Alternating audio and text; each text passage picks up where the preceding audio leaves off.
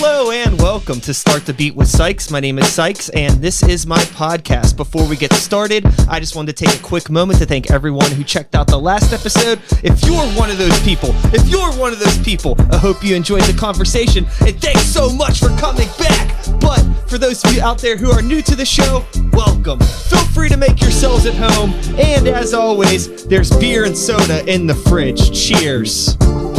Cheers. What do you got in that little rainbow cup? This is coffee with protein creamer and a little bit of kratom in it. Wow. This is beer with a little bit of beer in protein beer in it. Beer is good as well. Yes. I just woke up though, so coffee. Well, good morning. Thanks for being here. I appreciate you making the time. Yeah. For anyone out there that is not familiar with my guest, I am sitting here today with the one and only Trish Smith. Make some noise for the internet.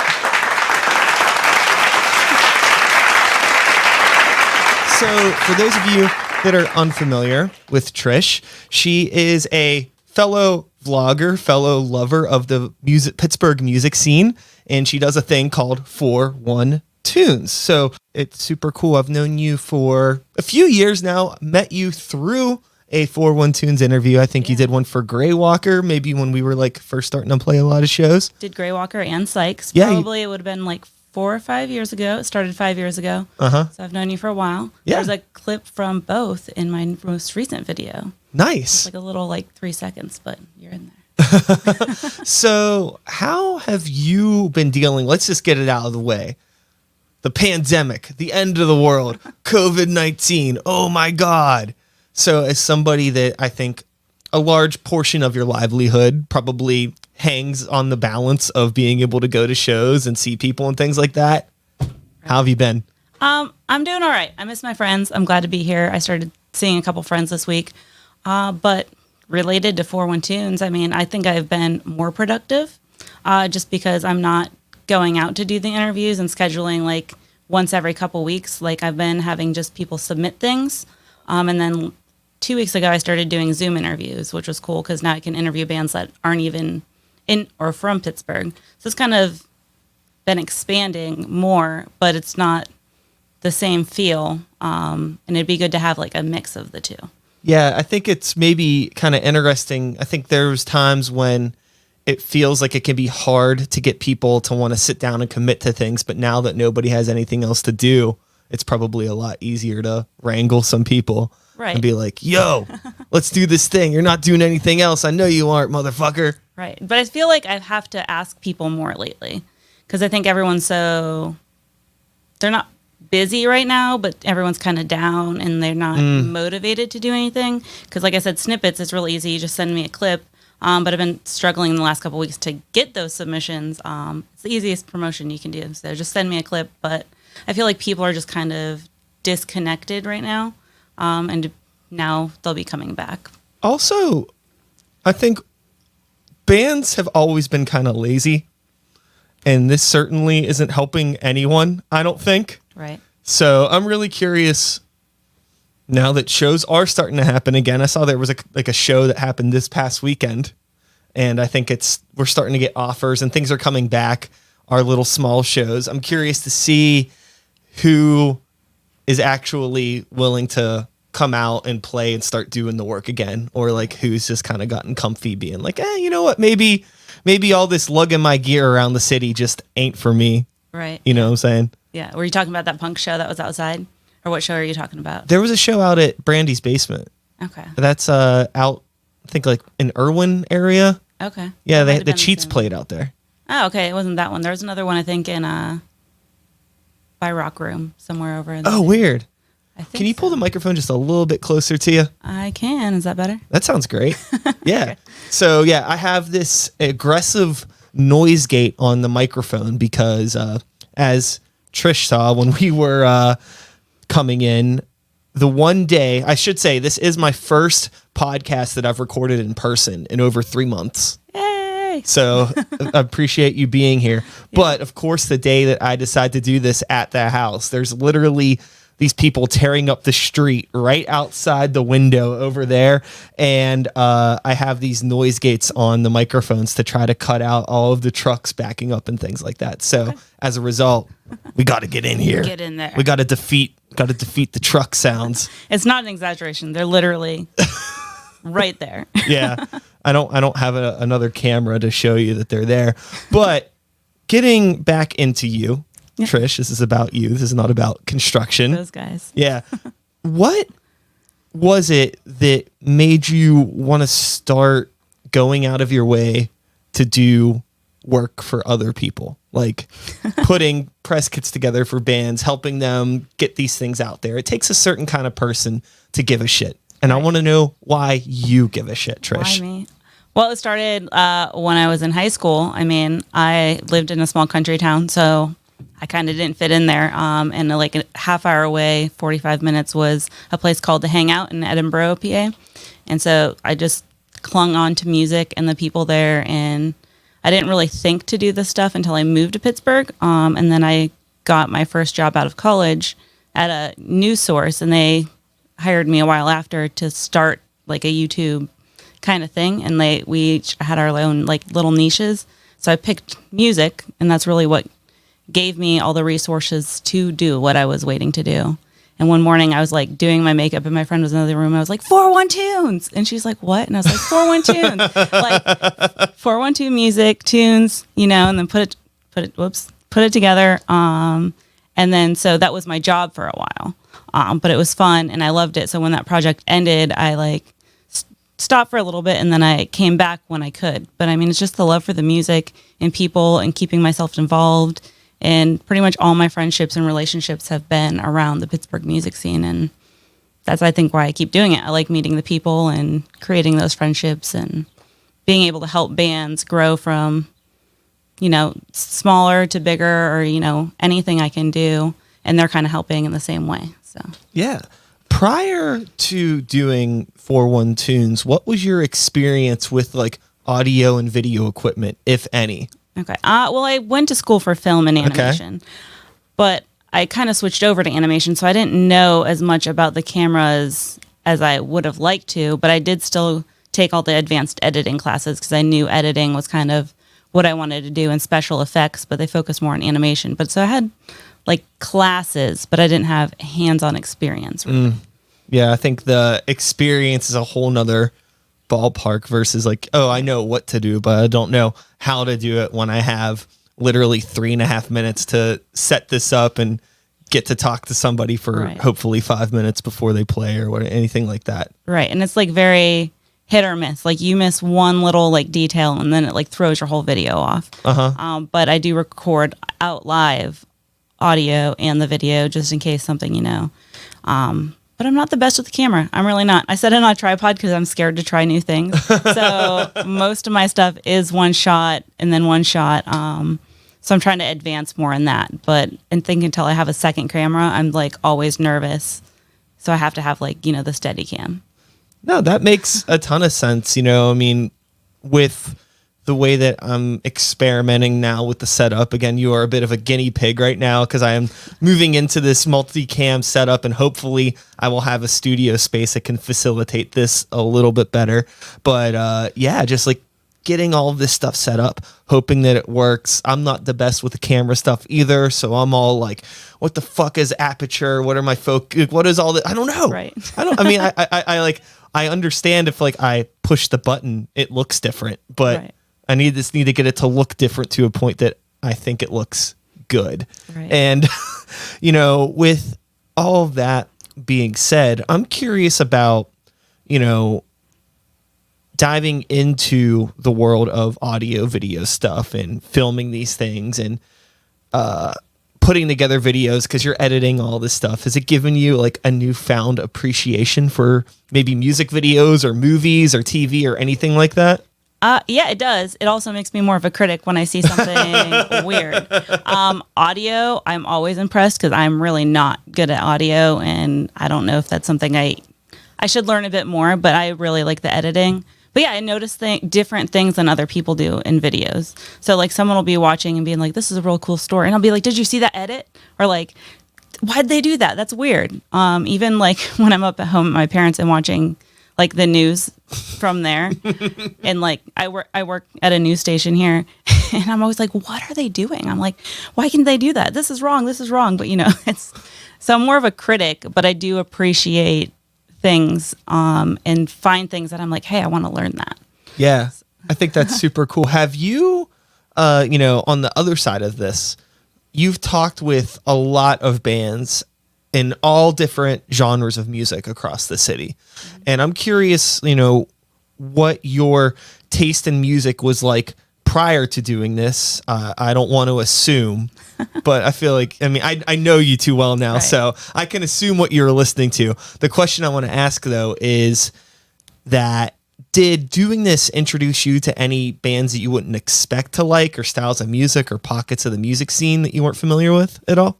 I'm kind of always been like a wide range. Like when I mentioned in high school, I was like really obsessed with our local scene. I didn't really listen to much more than the local music in Erie. I mean, a few bands like Hawthorne Heights and Blink-182, those bands. And then I've heard of them. Hardcore bands. I mean, it was like a wide range, but I was more focused on that. And then I kind of got into like the mainstream music, and then this focused again. But I mean, it's always been a wide range. Like I'll listen to one thing one day and the next. So I'm not sure that interviewing anyone brought me on to like a new genre, but it definitely brought me into new bands. Cause once I meet someone, like I have that connection, then I'll listen to them. So it's more of that than just people sending me things, like having that connection in person and listening and being like, I know these guys. Yeah. It's like kind of that motivates me a little bit more. But yeah, it's always been a very wide range of music. And also, as a result of talking with the amount of bands that I'm sure you've worked with now over the past 5 years, have you started to pick up on the traits of what makes a band like cool and maybe a band not so cool? Not to throw anything negative out there. Right. But some people are hard to work with. Some people are hard to work with. Bands that you go into the interview and they know what you're doing. They know you're doing a video rather than a radio show, or like they have to put in a bit of their own research to know what I'm coming in to do. Otherwise, it kind of just throws it off. And it's good when people can joke around a bit, but when they make a joke of the whole situation and they're just like stoned or something and they can't give you like a serious answer when you're trying to, help them. I think that's the most frustrating kind of thing. But most of the time you go in, the bands are ready. I don't give my questions ahead of time, but they're always like pretty much the same questions. So it makes them think a little bit on the spot. Do you ever have people that like ask you for the questions in advance? I think only once. So I gave them a couple, but like I'd rather, I like to be prepared when I'm being interviewed, but also then you overthink it. And I have a lot of anxiety. My head's just always going. So if you give me the question ahead, I'm going to think about it so much that when you ask me, I'm not going to give you the full answer because I've already said it so many times. Mm-hmm. So I feel like a lot of bands and people in the music scene kind of have that. So it's like a hit or miss. Some bands you need to give it, but a lot of time it's better like on the spot. Yeah, there are people that'll ask me in advance for questions, and I never prep anything.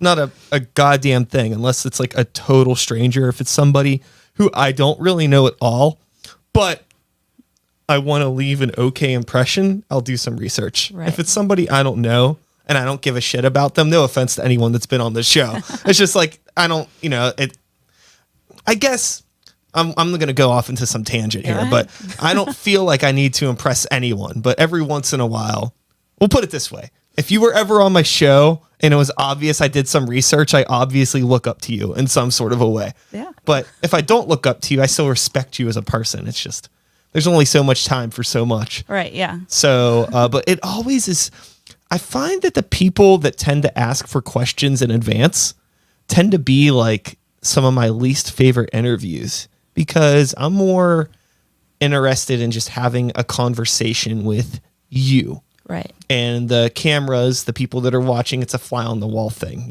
This isn't some like, I don't want to have this whole pre-planned sort of thing. Like this is the Tonight Show or some Right. actual. This isn't a professional thing, you know. Right. We're doing it for fun. We're here to like chit chat. Mm-hmm. We want you guys to enjoy it, but like also we need to have fun doing it. Yeah, and I think that if I was just going to ask somebody generic questions, then anybody could have done that. I find that hopefully what makes my show is that I do it my way, and what makes 4-1 Tunes is that you do it your way. And I think that that's really important for all of those shows to be unique, because otherwise, if everything's the same and if everybody's asking the same questions and talking about the same things, why does it exist? Right. What's the point? Well, especially because there's like so many of us kind of doing this now. Because like before, when I started, there was a couple people, and also after we start and you're doing a podcast, I'm doing video, you meet more people doing that, but it didn't seem like there was as many 5 years ago. And now like there's tons of podcasts and, YouTube shows. Yeah. So it's good that we all have like our own unique thing rather than, I don't feel like anyone's competition. I feel like we all work together and we get to be on each other's shows and stuff, but we're still unique enough that, that we have different audiences, even though it's the same audience. Yeah, I don't feel like any of us are on a platform high enough to even consider it a competition. There's Right. no Coke or Pepsi here. Yeah. We're all like, we're all just colas. We're all Right. just, we're all Mountain Thunder or whatever the Thunder. Aldi brand sodas are. That's pretty much what we are.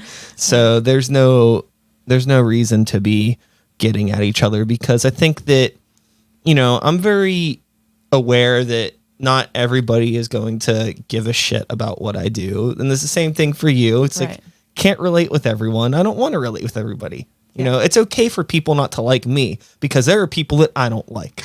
True. And I have to be very aware of that. Yeah. So with everything that you're doing now moving forward, you've been doing this for 5 years. Mm-hmm. So that's a long time. It's very long. And I think that there's something to be said about, sticking with a project for a certain amount of time, because there's no reason to really do this other than, I think, it being a passion project for you. Right. Yeah. So I'm curious to talk about maybe some of the, have you ever had a fuck this, I don't want to do this anymore moment? All the time. I mean, I take little breaks too. My stuff is usually really consistent, and then in the winter, I take a break because that's kind of the time where we're all feeling weird. And I think part of it is I do let myself take breaks. They're never long, but if I'm feeling some kind of way, or if I'm just feeling lazy, I just take time off. I keep making little posts being like, I'll be back to, keep the viewers informed. But I think making it less of like, I have to do this, I have to do it, it makes it easier for me to stick with it for so long. Mm-hmm. I try to make one video a week now, but I mean, the last 2 weeks have been crazy with work, and I finally got to see my family. So I didn't have a video for those 2 weeks, but I was also working on one that took me 3 weeks to edit. So it's kind of like, it's fun. I'm hopefully building a portfolio to maybe help me get like a full-time job. But yeah, it's mostly fun, and yeah. Yeah, no, I think that it's super, super important to keep it fun, because if it's not fun, what's the point of doing it? Like, even if it's something that, even if it's a job, like, even if you're making money from it, it's like, if it's not fun, why? Exactly, yeah. Because I mean, like, it's kind of a pain in the ass to do this kind of stuff. Mm-hmm. So it needs to be fun. Right.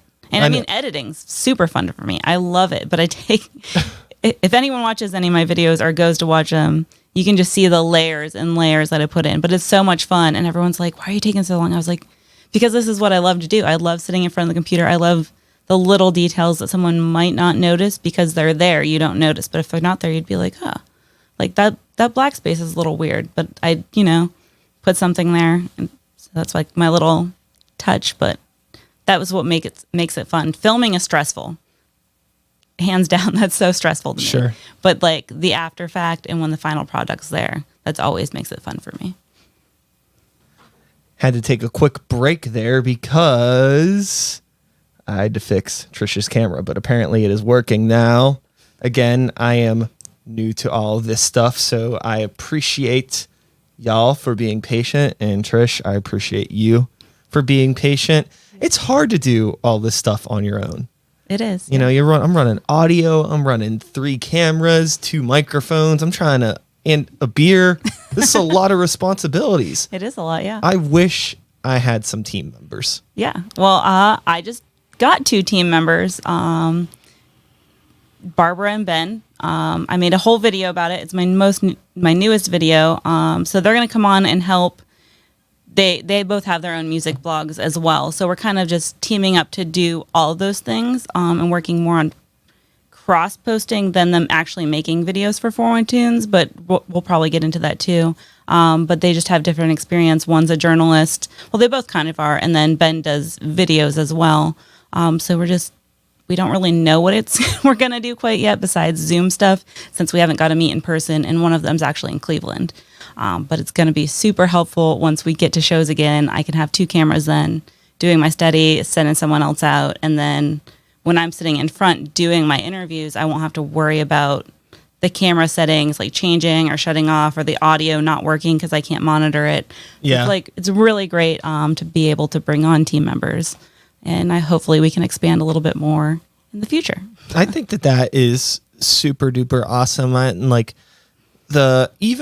It's no different than anything else creative. I think creativity thrives in collaboration, and you should never underestimate the power of collaboration. So if you can find like-minded people that are easy to get along with and have the skills to pay the bills, if you will, go for it.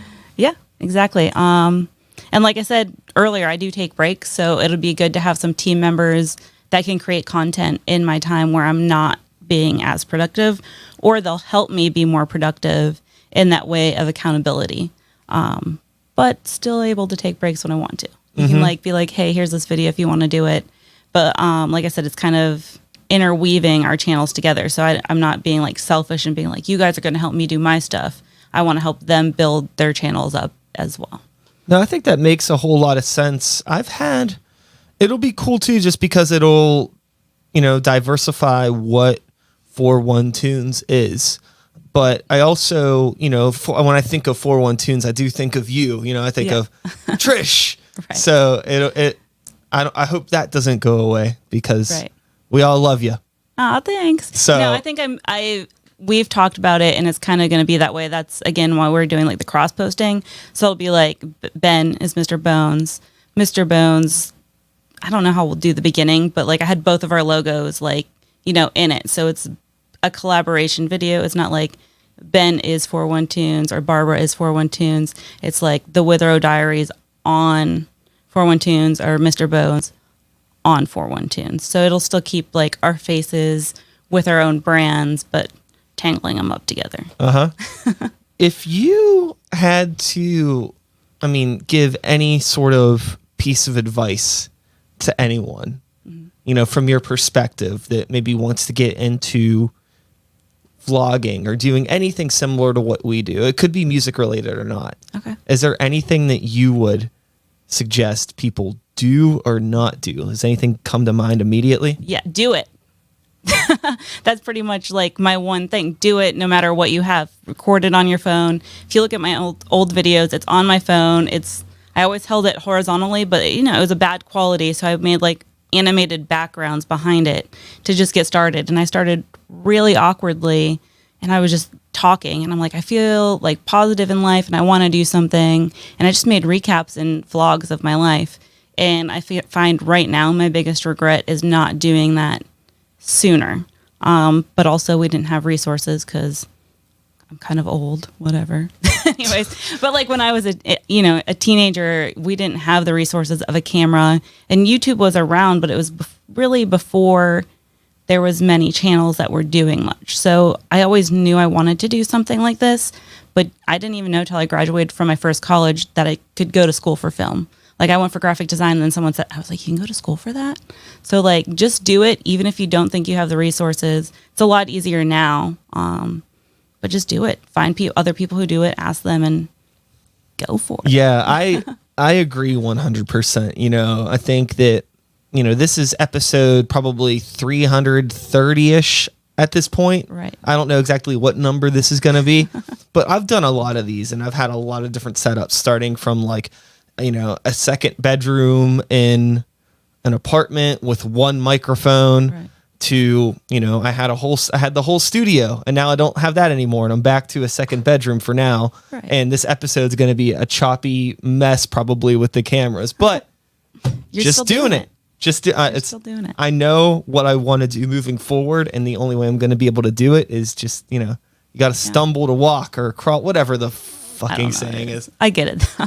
Yeah, I mean, there's tons of struggles and stuff, but you just have to start, and you're not going to start out and like have tons of followers. Like, I still don't even have that many followers, but I don't really make it for that reason. I make it because I love doing it, like we talked about.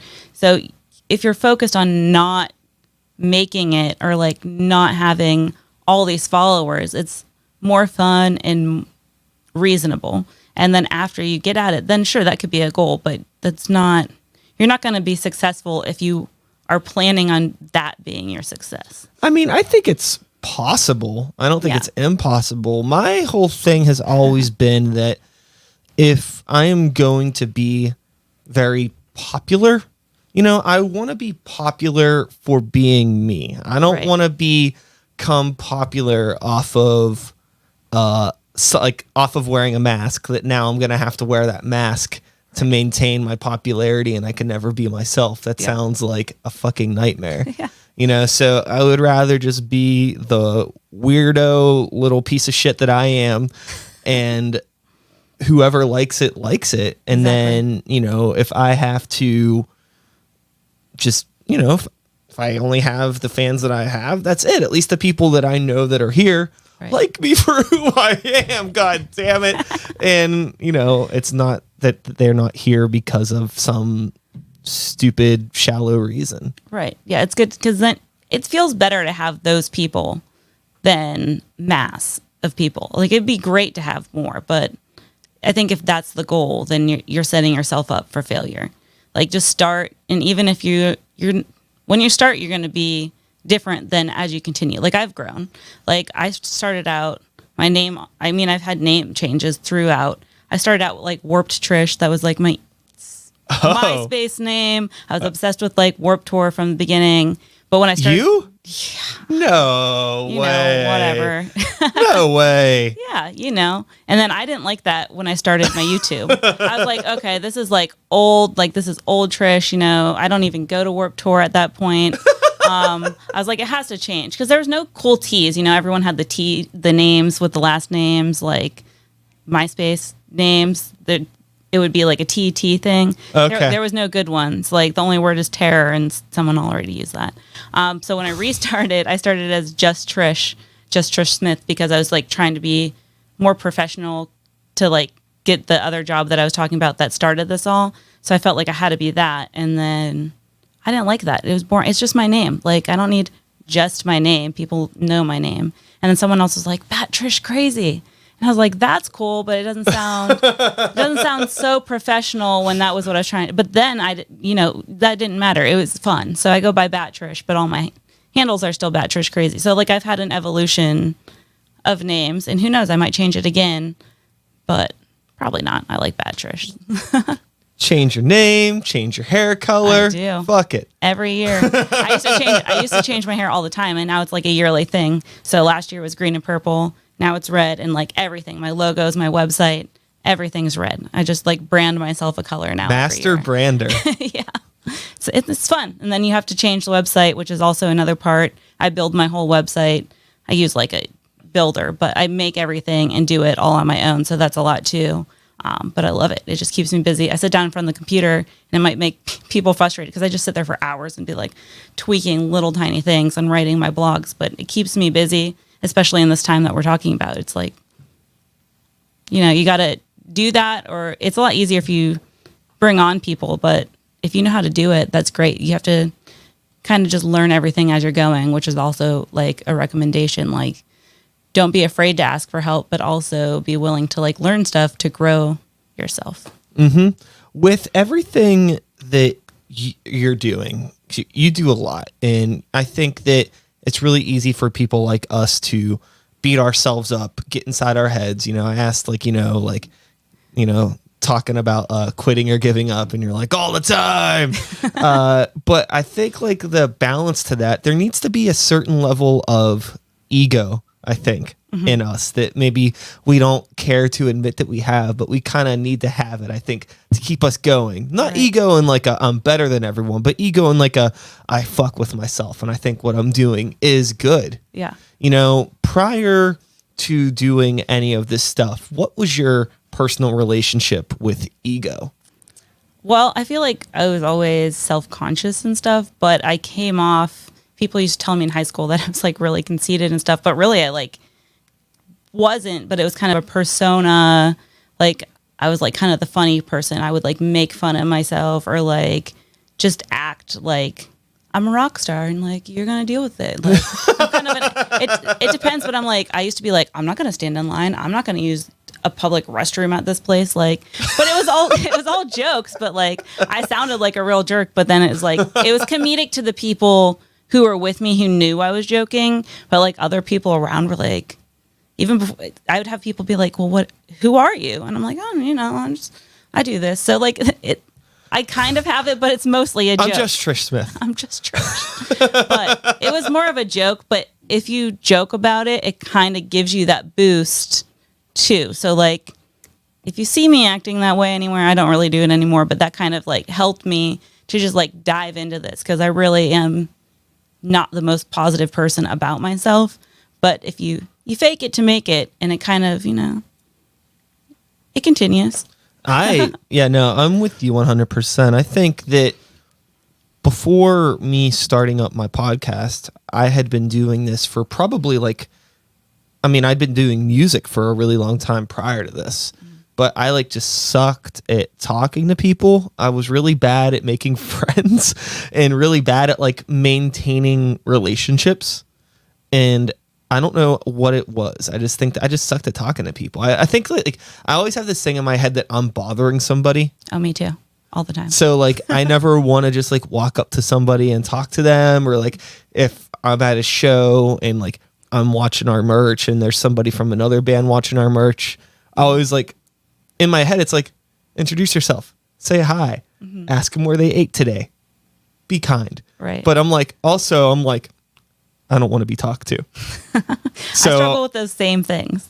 So it's that person probably doesn't want to be talked to. Right. But at the same time, I'm such a, be my friend. Right. It's so weird. What the fuck? It's a weird line, and I feel like probably a lot of us in the music scene are that way.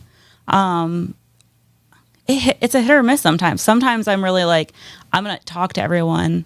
I also, if I go to a show alone, I'm more likely to talk to people because I don't really like being alone at shows. But if I take my boyfriend or my friend, then I just focus on hanging out with them. But Barbara, who I mentioned is my team member, I met her 10 years ago, last month at a show. Her and her friend were just sitting outside by themselves, and I was wandering around by myself. Actually, whoops, I keep hitting that. That's okay. It's another thing that I have to work on. Yeah. Well, I shouldn't talk with my hands so much. But I lost my $20 that my mom gave me because it was 10 years ago. So my mom gave me $20 to go to the show, and I lost it from her dropping me off to me walking up to the door. So I don't know. So I was bored, and I talked to these two girls, and one became my best friend, and it's grown a lifetime of friendship. But other times I kind of miss those opportunities, even with bands themselves. I remember I mentioned Hawthorne Heights. I got all these tattoos for them, whatever, if you can see it. Anyways, so I saw them it was 12 years ago, multiple times. And I was I can't go talk to them. I don't want to just be the fangirl who goes up and is oh my God, I love your music. So I didn't go up and talk to them at all. And the show was long. It was an 8-hour show, and they're sitting by themselves. So come a few, maybe 5 years ago when this all kind of started, I just went up and talked to them and said, I had more of an opinion on music and stuff. And now they recognize me and they come up and say hi to me. So it's kind of that same thing. I didn't want to bother them, especially with some silly stuff they hear all the time. But then I could have just went up to them because they're super friendly. So it's just all, Totally. So with the show that you do and you're talking to musicians, you've done plenty of stuff with local musicians, and you've also talked to some not local people. Mm-hmm. And I'm curious if you've noticed the same thing that I've noticed when talking with people that aren't on a local level, do you just feel worthless? Like, that's putting it in like a really aggressive way. But what I mean is, like, anytime I talk to somebody that's like in a band that's on tour, it's like they're sitting down and they're talking, but it's like really hard to lock in with them, even if I feel like I'm asking unique questions, because I feel like they're not in the moment. That makes sense. I mean, I don't think I've interviewed enough to say that. And a lot of even the bands that I did interview that weren't local, they were still smaller bands. I got you. There was like one that was actually bigger. One of the kids, I mean, he's my age. It's not a kid. He was on that show Big Time Rush on like Nickelodeon. Okay. So he has a band that was actually together before that, and I interviewed them. So that was probably like the most like they're not huge, but they're bigger than, local. And they're totally cool. Like, so I guess I haven't really had that experience, but again, I haven't. And the biggest band was like Anti-Flag and Punchline, and they're local. So it's kind of, I haven't interviewed those people to feel that way, but I could probably see, because I used to like hang out with bands like that, and I would, there's a disconnect, especially because they have that ego, because they know they're, we know we're good and whatever, we're selling out. So like, I could see that, but I kind of steer away from those because I'm focusing on those smaller bands. Yeah, that's something that every single opportunity that I've had to talk with like touring bands have been like thrown at me. Like people that know people that kind of like talk me into doing them. You know what I mean? It's like, I've done some cool ones. Like I did Spencer from Ice Nine Kills. I did Dan, who was the old vocalist from Real Friends. I've done Full of Hell. These are all really cool bands. Right. And they were all fine interviews.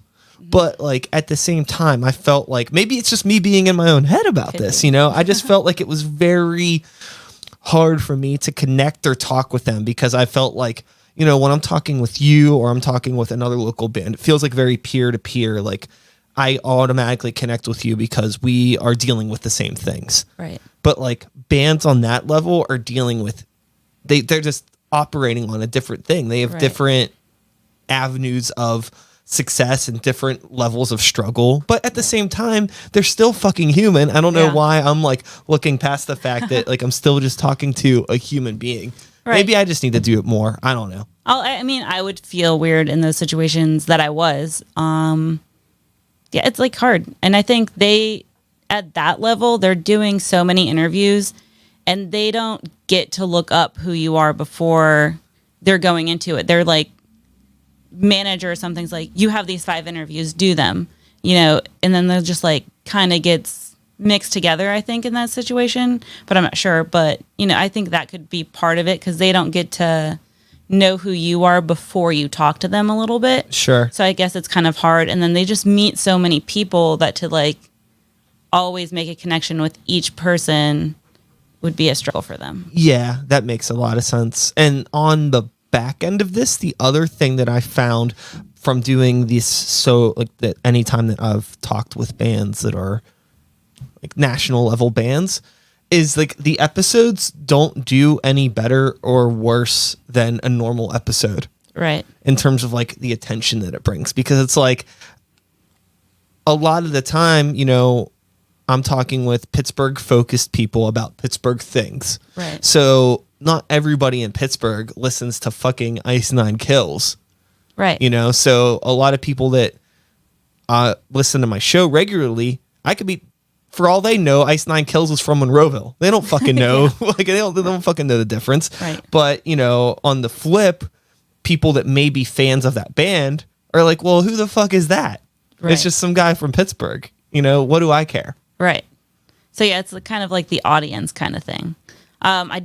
This was a weird interview I kind of forgot about, because it was just, there was some dude named Bobby Rock. He was on one of MTV shows or something. I don't know. I interviewed him at the smaller Black Forge 1. Okay.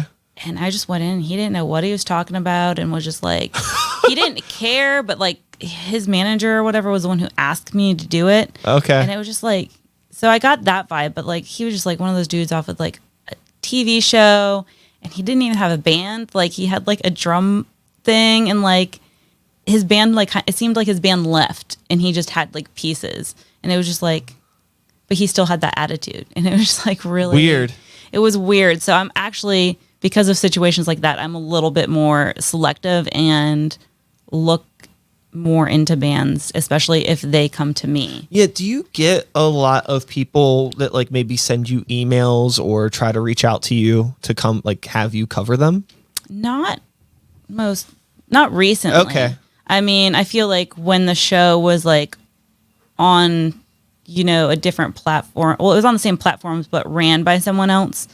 And it kind of got pushed way farther than it does right now, because there's like ads and like, it was kind of just all over. I got a lot more, and now I'm like kind of hoping people reach out. Right now it's just like the same bands, my friends, and I'll reach out once in a while, but I prefer the bands to come to me. Really? Yeah, it's more of a variety than me picking and choosing that way. And I don't want it to be like exclude anyone. Like if you want to be part of it, just ask and we'll make it work. I 100% agree with you, but I've like struggled so much because I have a platform here where I can talk with whoever I want, and I'm happy to talk with anybody. I don't care if it's, somebody on a national level or if it's somebody that has just gotten started and like they just made their SoundCloud account or what. It doesn't matter to me. If you want to talk, I'm down to talk with you. But also kind of going back to like, we don't do this for followers or anything like that. I still want people to watch it because I am putting time and energy into it. And I tend to find that for whatever reason, the episodes that I do that do the best are the ones when I reach out to people and I'm talking with people that I really want to talk to versus people that I don't know coming on. But we also have two completely different formats. Right. You know what I mean? This is more of like we're going to sit down for an hour or longer and I'm really going to get to know you. And not a lot of people are like equipped to do that. And sometimes establishing artists that are newer, they don't have an hour-long story to tell. Right. Yeah. So I totally get it. But I'm like caught in the middle between like always wanting to give people an opportunity, but also like I only have so much time. Right. Because when I had the studio, I was doing 3 episodes a week. And it was a lot easier to be like, okay, well, I can have, one. It was always like, one person that's been nagging me to come on forever. I'll get them on. Right. One person I don't know. And then one that I really want to talk to. So it was a balance. Right. But now with all of the end of the world shit going on and not being able to record 3 episodes a week now, I'm probably going to be going back to doing weekly, and I'm for the foreseeable future recording out of my house. It's like, well, I don't want people I don't know in my house. Especially now. So. And if I'm only able to do 1 episode a week, I want it to be like really. I wonder if people can hear this fucking jet plane passing by. I don't know. But yeah, if I'm only able to do 1 episode a week, I really want it to be like worthwhile. Right. Yeah. I get that. I think at some what point, I'm saying is I think you're worthwhile, Trish. I just want you to know that. Yeah, no, I think in the future I'll be more selective, but I also don't really have a lot of time to be selective. Fair enough. Yeah. But I've also worked with a lot of the people that I would already want to do. So right now it's kind of just whatever goes. And then maybe like I mentioned, I'm looking into like, studio space and stuff. We're looking to buy a house. So I want to have that. And then I think then I'll be more selective because I can make more time for it to be like a setup to have people come in. Rather than just scheduling around what show is happening, because that's how I only go to a show and set up. Yeah. And then actually more recently, I've like, okay, I'm going to go to the show and shoot. But for interviews, I think it needs to not be before or after the show, because it just kind of, that's when things go wrong, the audio's off or something, or like the bands aren't taking it seriously because they want to go drink, they want to, or we have to go play right now. And I think that those are steps to take and then be a little bit more selective, but I'm still kind of growing and relearning since there was like kind of a break in making it like I'm trying to like kind of flip flop. I'm staying true to it, but like trying to put it more into like a business kind of structure, but it's not a business. So just like kind of taking those steps, and then someday I'll like be way more selective. But also my videos are like try to be under 10 minutes. Yeah. My end goal is I want to get a proper studio space for this where I can also have bands set up and play. Yes, that's something I would like to. And it's totally doable. I think that the only thing that's really stopping me right now is just all of the pandemic stuff. And like, I don't know where we are so far right now. We're in the green phase. I think so. I'm not going out there, though. But I think the color is so funny because like green means go, but we're not quite at go. We're still at caution. Like Or it should like be orange. Yeah. Well, I don't know. What's brown would be between the brown phase between yellow and green. Yeah, totally. That's so fucking funny. So with everything, and I just totally blanked on brown phase. It totally. Wow. Oh God. Color theory. Yeah. But what I was saying is that with everything that is happening, it's just I don't feel like financially comfortable putting money into something that I can't use right now. And I don't think I would be able to just use the space right away because like it needs to be a more steady, things need to be more steady. I need to know that I can be able to get people to come once a week that I can count on. Right. That would be the same thing. I mean, I'm not jumping into it anytime soon because buying a house is a whole process and we're just starting to look. But that is one thing I'm looking to have, like basement space or garage space so the bands can come and play. And it doesn't always have to be at a show, but also we can have our friends over. So it's more of like a comfort, cool thing to have, but also to have like that space to create and even in the end take on projects that could be part of a job. So it's kind of just like you have to wait till all the pieces are right, but you know the things you want, but it's just like right now in the world is not time for that. It's great time to think and plan, but it's not like a set in motion right now kind of thing. Absolutely. So Trish, Yes. You're talking about buying a house. Are you staying in Pittsburgh? Yeah, definitely. Yeah, I don't think we'll ever move out of Pittsburgh. Okay. I mean, my boyfriend has an 8-year-old, so I don't think, it's not. I'd like to travel, but this is home. Like, I mean, I can't take 412 somewhere else. It wouldn't work. I'd have to make up a whole new creative name, and I'm just like. No, you just need an area code that ends in 2. Yeah, that's true. But no, I mean, Pittsburgh's cool. My friends are here. I mean, I've built my life here. I don't think I want to redo that. Like, it just. And this is close to my family. They're 3 hours away. Any farther, like, I'd go nuts. Like, my dog's there, my niece is there. Never outside Pittsburgh now. So, getting into just, like, the background of Trish. Are you a Pittsburgh child? I'm not from Pittsburgh, no. Oh. Yeah. Where did you come from? I'm from a place called Corey, Pennsylvania. No one's heard of it. Some people have, but not really. So you go up 79. It's really easy to get to. You go up 79, you get off in Edinburgh. It's about a half an hour into the middle of the state. So it's like super country town. There's a field in front of my house. There's a field behind my house. It's just. Is your family still up that way? Yes, all of my family's still there. No one lives down here. They don't really visit a lot. How do they feel about your crazy city life?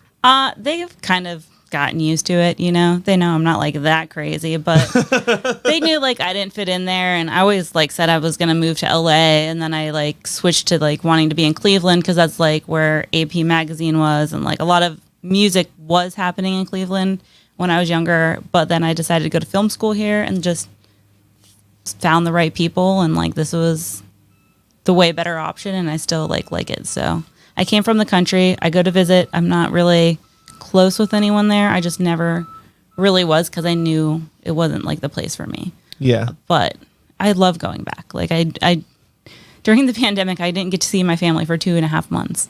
And that was like the longest I had ever gone without seeing any of them, especially my dog. You can talk to everyone else on the phone, but. Yeah. Yeah. So yeah, I'm from there. I think that's a lot of fun. I think that Pittsburgh's a really good city for like small town people because it's a small town city. It's not super big. There isn't a whole lot of fanciness going on here. Right. And I can drive here. Like in other cities, you can't. I didn't have my car for the first 6 months I was here, and I lived in a dorm, and I was like, I can't do this. I need my car.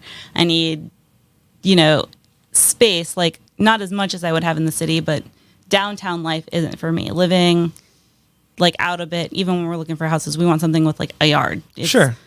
country living near the city rather than just away from everyone. So it's a good city to do that in. I don't have to worry about having to take a bus or an Uber everywhere. I'm still in control of what I can do, which I think is a good city for Pittsburgh to be. So when you were younger and going to local shows, was it a pain in the ass for you to even get to the local shows? Were they relative? Were local shows for you local, or did you still have to drive a half hour to get to some of them? I still had to drive a half hour to get to all of them. They had a couple in my hometown, in the basement of the Salvation Army, which was awkward and weird.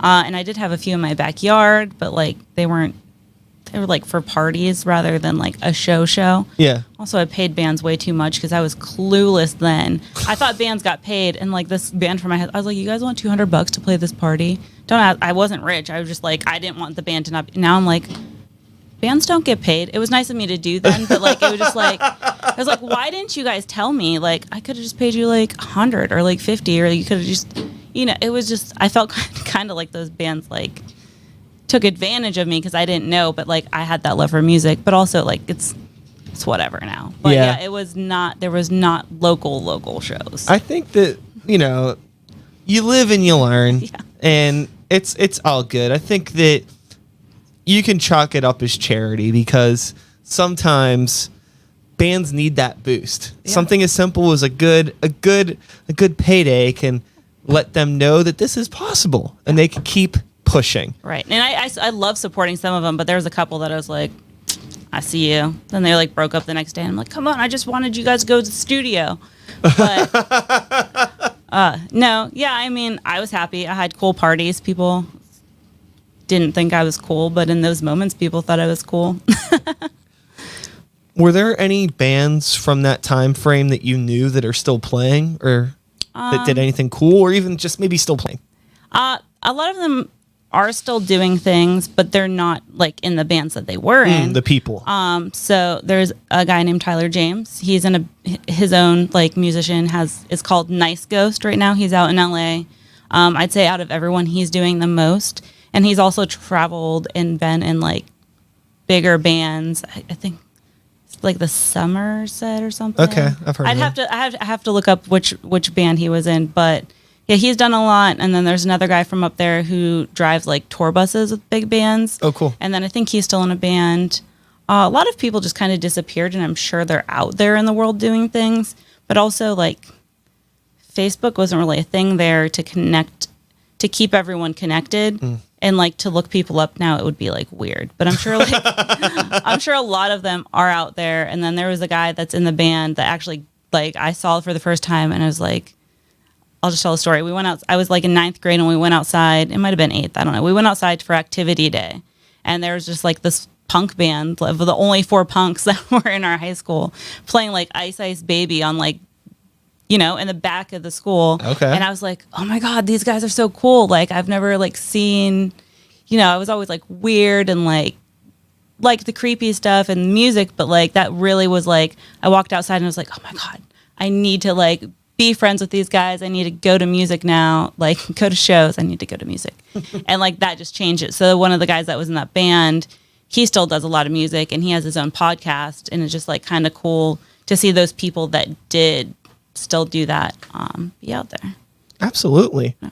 So as we round up on our hour here, the traffic outside continues to get louder and louder. I don't know if people have heard it. They're starting to tumble rocks. They're doing things. I can hear it, so I can only assume that the microphone can hear it. But maybe not. Maybe we're just hearing it from the window. Maybe. But I'm curious about, as a content creator that is, kind of in the line of fire a lot. You're going out to these things, and there's a lot of things that are out of your control. Mm-hmm. How do you deal with things when things out of your control are presented to you? I usually handle them in person calmly, and then I go home and motherfuck everything. I don't know. I'll kind of like, I'll vent to like my mom or boyfriend. But like in person, I usually like hold it together. Or if I get real stressed out, you'll see me like go get like a shot and like chill. But I'm not big on confrontation or anything. So like when things don't go my way, like I had a band, like I said, the whole thing was a joke. And it was just like, I didn't even want to film them after the fact. But I went. Can we talk about who the band was? No. Why not? No. Are they still a band? Huh? Yeah, they're like my friends, and like I'd definitely interview them again just that day. Like they're not bad people at all. Okay. I just think they were having too much fun with it. Fair enough. But it really. It wasn't that they weren't like taking the interview seriously. It's just like that connect where like sometimes if I have people on my show and we're like too good of friends, nothing gets done. It's just like people fucking around for an hour. And then it's like, well, there's nothing to listen to. Right. Yeah. I can like it happened a couple times. So it's not just one. So, but they are my friends, and I don't want anything negative about either of the bands because they are my friends. It just totally. And I think because we were friends, they didn't take it. So, because even from like the first question, I was like, why am I going to continue this? But I'm not going to stand up and be like, you guys, you're joking around. Like, forget it. Like I'm not. So I went through and asked all my questions, and then actually something was wrong with the camera too. So like, but I got real like mad, and like I was sitting at the table like just grumbling, and like so I like had a few drinks and chilled, and then we recorded. So it turned out all right, but I do get very emotional, but I'm not. You don't see it as much. I've kind of learned to tone it back a bit. Yeah, I try my best to keep it in too, but I've definitely wigged out several times, I think, when I shouldn't have. But I'm only human. It happens. I don't know. We don't have to be completely professional in this thing. Like we have emotions. Music is about emotions. Someone told me I'm the most proud emo ever. So I have the emotions in me, but I've kind of learned not everyone gets me upset. Like I've learned that I'm not going to see some of these people again. Why get so worked up over what they think or say or do?